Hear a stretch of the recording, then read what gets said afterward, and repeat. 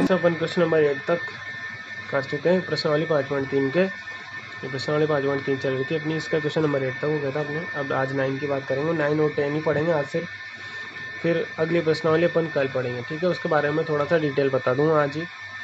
तो देखो स्टार्ट करते हैं। क्वेश्चन नंबर 9 है कि 280 रुपये की राशि 4 पुरस्कार देने के लिए रखी गई है। मतलब टोटल 280 रुपये है, उसको 4 पुरस्कार में बांटना है, 4 जनों को देना है। मतलब यदि प्रथम पुरस्कार के बाद प्रत्येक पुरस्कार अपने ठीक पहले पुरस्कार से 20 रुपये कम है, मतलब उनमें अंतर 20 रुपये का है और कम में है सबसे, जैसे मान लो 4 जने ये,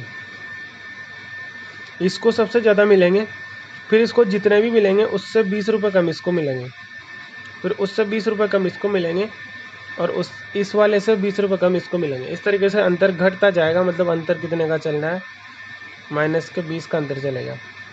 तो प्रत्येक पुरस्कार की राशि ज्ञात कीजिए। अब देखो वैसे तो तुम्हें लग रहा होगा कि बहुत कठिन सवाल पूछ लिया है तो, हाँ, लेकिन ऐसा बिल्कुल भी नहीं है, बहुत इजी क्वेश्चन है, एकदम इजी। तो देखो कैसे हुआ। 4 पद हैं, 1 2 3 4 उसने बोला है, तो हम मान लेंगे, माना ये जो भी पुरस्कार है की राशि निम्न 4 भागों में है। क्यों अपन एपी मानेंगे ना, समांतर श्रेणी तो है, 20-20 का अंतर चल रहा है इनमें सब में, तो हम एपी मान लेंगे। और एपी के प्रथम 4 पद क्या होते हैं, पहला पद ए, दूसरा ए प्लस डी होता है, तीसरा ए प्लस 2d होता है और चौथा ए प्लस 3d होता है। और अंतर कितने का चल रहा है, डी, -20 का अंतर चल रहा है। तो यहाँ डी बराबर में -20 पहले लिख देता हूँ, ये -20 लेने वाले अपन, ठीक है। ये समझ में, कोई से भी 4 पद ले लो, ऐसा जरूरी नहीं, आप इसके बाद से भी स्टार्ट कर दो। ये पहला पद ले लो a+3d, इसके बाद a+4d, फिर 5d 6d 7d, 4 पद ले लो, कोई से भी आपको समांतर श्रेणी के 4 पद लेने हैं। क्योंकि पुरस्कार जो वितरण हुए हैं वो समांतर श्रेणी के हिसाब से हुए हैं, 20-20 के अंतर में हुए हैं, तो हमने कोई से भी 4 पद मान लिए। आप चाहो तो इधर माइनस वाले पद भी मान सकते हो, कोई दिक्कत नहीं है, बस 4 पद मानने पड़ेंगे। कि मान लिया वो 4 पद ये हैं जिनका टोटल आप 280 बता रहे हो, तो बस यहाँ आगे वो लिख देंगे प्रश्नानुसार। उसने कहा ना कि चारों पुरस्कारों का योग तो 280 रुपये तो बांटे इन 4 पुरस्कारों में, तो बस इनका टोटल 280 के बराबर कर दो। तो a plus D plus a+2d plus a+3d, इनका योग तो कितना है, 280 रुपये, ठीक है। आपने प्रश्नावली में, सॉरी प्रश्न में बोला गया है कि इन चारों पुरस्कारों का जो टोटल है वो तो 280 है, क्योंकि 280 को तो इनमें बांटा है अपन ने। टोटल कर लो, तो अब इसको जोड़ देंगे अपन। तो देखो 1 2 3 4, 4 तो ए बन गए, प्लस डी कितने, 1 और 2 3 और 3 6 डी बन गए, और बराबर कितना है 280। अब डी की वैल्यू -20 है, वो रख देते हैं, डी इक्वल टू -20 रखने पर तो क्या जाएगा, देखो ये 4a तो ऐसा कैसे ही, प्लस 6 डी की वैल्यू -20 इक्वल टू 280, ठीक है। और यहाँ से 4a माइनस ये कितना हो गया, 20 120 हो जाएगा, 280, 120 का उधर पक्षांतर कर देंगे, तो 4a इक्वल टू ये उधर चला जाएगा तो ऐड हो जाएगा। मैं डायरेक्ट ऐड करके लिख रहा हूँ, 200 और 100 300 और 80 और 20 400 जाएगा। देखो तो यहाँ से a बराबर निकालोगे तो 4 में आ जाएगा, और कितना आ गया 100। मतलब जो इस जो भी आप पुरस्कार दे रहे हो उसमें सबसे पहले वाले नंबर पे जो है उसको a का मान 100 है ना, उसको 100 रुपये मिलेंगे। अब बाकी सबको कितने मिलेंगे, 20-20 कम करते जाओ। तो इस तरीके से, इस वजह से पुरस्कार इस क्रम में मिलेंगे, इस क्रम में मिलेंगे या वितरित करेंगे, जो भी लिख लेना आप लोग। उसमें जो लैंग्वेज हो है ना, सबसे पहले वाले को 100, फिर उससे 20 रुपये कम 80, फिर इससे 20 60 और उससे 20 40। ये देखो इस क्रम में पुरस्कार मिलेंगे। और बस हमारा आंसर आ गया। यही पूछा था उसने कि वो चारों राशियाँ ज्ञात करो, ठीक है। अगला क्वेश्चन बता रहा हूँ मैं। क्वेश्चन नंबर 10 भी कर लेते हैं। देखो, एक टेलीविजन सेटों का निर्माता तीसरे वर्ष 600, 7वें वर्ष 700 और सेटों का उत्पादन करते हुए ये मानते हैं कि प्रत्येक वर्ष में उत्पादन एक समान हो तो निश्चित संख्या में वृद्धि हो रही है। ठीक है, याद कीजिए कि प्रथम वर्ष में उत्पादन कितना है, मतलब प्रथम पद ए पूछा है, 10वें में क्या है, 7 में कुल क्या है, कोई दिक्कत नहीं है। देखो ये तीसरा पद दे रखा है एक तरीके से, तो तीसरा पद क्या होता है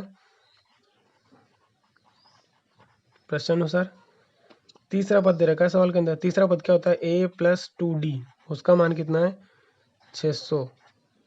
अरे कलर ही नहीं चल रहा। और सातवां पद क्या होता है a + 6d और इसकी वैल्यू कितनी है 700। बस इन दोनों समीकरणों का विलोपन विधि लगा दो, डायरेक्ट माइनस कर दो, a तो कट गया और ये आ गया माइनस का 4d, 2d में से -6 करोगे, ये भी माइनस और ये भी माइनस, तो माइनस के 4 और 600 में 700 माइनस करोगे तो 100।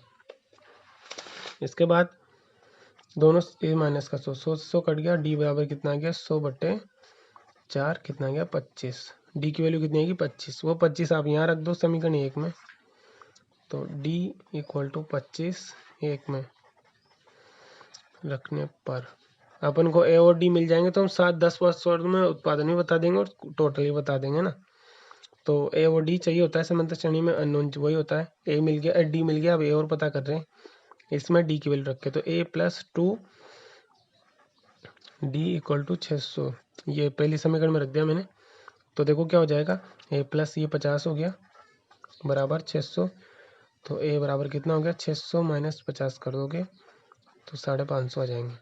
इसका मतलब जो पहले साल एक तो क्वेश्चन उसने यही पूछा है, देखो प्रथम वर्ष में उत्पादन, तो एक आंसर तो अपना ये हो जाएगा, ए क्या है पहला पद ही तो है, पहला साल है, तो प्रथम पद का कितना हो जाएगा 550, तो ये लिख देंगे हम।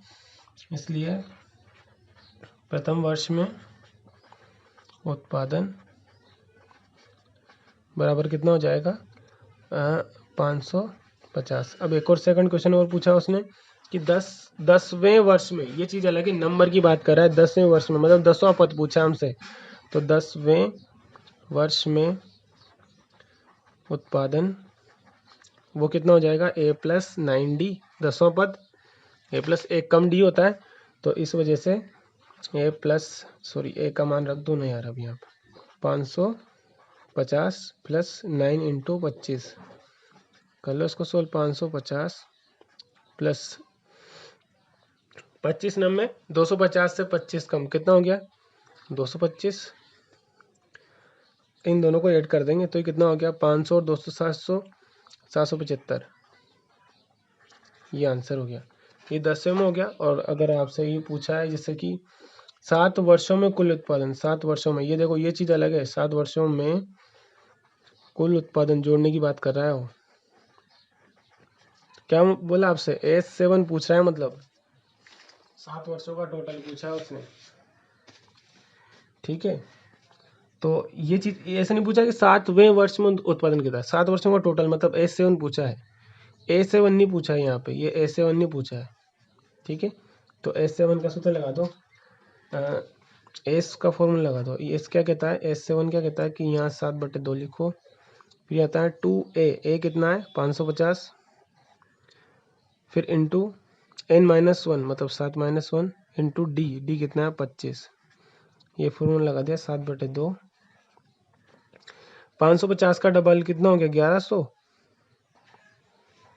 और ये हो जाएगा, सॉरी यहाँ पर प्लस आता है ना 2a+, हाँ प्लस n-1 6 × 25 और ये 7/2 1100 प्लस 25 सिंह कितना हो गया 150, 25 थी 75 और 75 का डबल 150, हाँ सही है। इन दोनों को और ऐड कर लेंगे तो मैं यहाँ लिख देता हूँ 7/2 इंटू ये 1250 हो गया, और 2 से 1250 को काटोगे तो 625, 625 को 7 से और गुणा कर लेना, 625 × 7 और करना, ये आपके आंसर आ जाएगा जो भी आएगा। ठीक है, सॉरी ये 625 को देखो दोबारा से थोड़ा सा इसमें रह गया था, मैं बताता हूँ। इन दोनों को गुणा किया तो 55 का डबल 110 होता है, 0 लगा दी, 7 - 1 6 और 25 का गुणा, 25 × 150 लिख दिया, ये ऐसा कैसा ही और इन दोनों का टोटल किया तो 1250 है, 2 का भाग लगा देंगे, ये वाला बटा वाला 2, 625 और 625 का अब 7 से गुणा और करना बाकी है, वो करते रहना। ठीक है, तो ये प्रश्नावली अपनी 5.3 खत्म हो चुकी है। देखो अब जो नई प्रश्नावली है वो आएगी ट्रिग्नोमेट्री, है ना। हाँ, त्रिकोणमितीय अनुपात। तो इसके मैं कुछ सूत्र लिख रहा हूँ, आप बस अभी तो सूत्र याद कर लो, कल अगली क्लास से अपन ट्रिग्नोमेट्री स्टार्ट करेंगे। ठीक है, तो मैं सूत्र लिख रहा हूँ जो जो आपको सूत्र याद करना है। ठीक है, कभी भी मैं लाल बटे कक्का की बात नहीं करूँगा यहाँ पे, जितना हो सके आपको डायरेक्ट याद रखना है, बार बार लाल बटे कक्का के भरोसे मत रहो। देखो ठीक है ना। तो प्रश्न नंबर 6, त्रिकोणमितीय अनुपात। त्रिकोणमितीय अनुपात ही होते हैं, कल मैं इसके बारे में सब कुछ समझाऊंगा स्टार्टिंग से। अभी सिर्फ सूत्र लिख लो आप। साइन होता है लंब बटे कर्ण, फिर दूसरा कोस होता है आधार बटे कर्ण, और तीसरा टेन होता है लंब बटे आधार, और 3 इनके उल्टे होते हैं जस्ट कोसेक। 6 ही त्रिकोणमितीय अनुपात होते हैं सिर्फ। कोसेक होता है कर्ण बटे लंब,